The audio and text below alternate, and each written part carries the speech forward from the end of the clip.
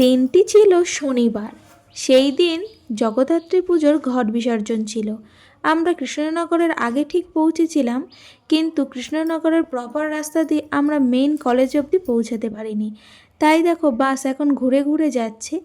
এটা মনে হয় পৌরসভা এলাকার নোংরা ফেলার জায়গা, কিন্তু এত বাজে গন্ধ তার কল্পনারই বাইরে। তো তারপরে দেখো আমরা কৃষ্ণনগরে চলে আসলাম।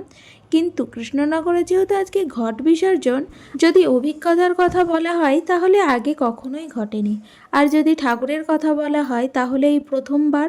আর এই প্রথমবার কিন্তু আমি জগদ্ধাত্রী পুজোয় জগদ্ধাত্রী ঠাকুরের মূর্তি দেখছি।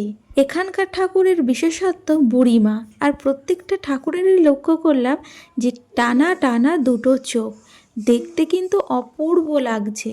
আর আমার সত্যি কথা বলতে এবারের ফার্স্ট টাইম। আর যদি এই দিনটিতে পরীক্ষা না থাকতো তাহলে হয়তো আমি জানতেই পারতাম না। দীর্ঘদিন নো এন্ট্রি থাকার কারণে গাড়িগুলো কিন্তু যেতে পারেনি।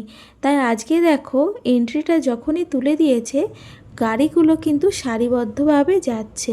এই লম্বা লাইন অতিক্রম করে আমাদেরকে বাস ধরতে হবে। আমাদের কলেজের সামনে রাস্তাটা যেহেতু প্রচণ্ড পরিমাণে ব্যস্ত, তো সারা দিনে গাড়ি ঘোড়ার একটা রমরমা ভাব থাকে। দীর্ঘ লম্বা লাইন ধরে গাড়িগুলো কিন্তু পরপর যাচ্ছে, আর আমিও যাই বাড়ির দিকে। তো তোমাদের কেমন লাগলো ভিডিওটা?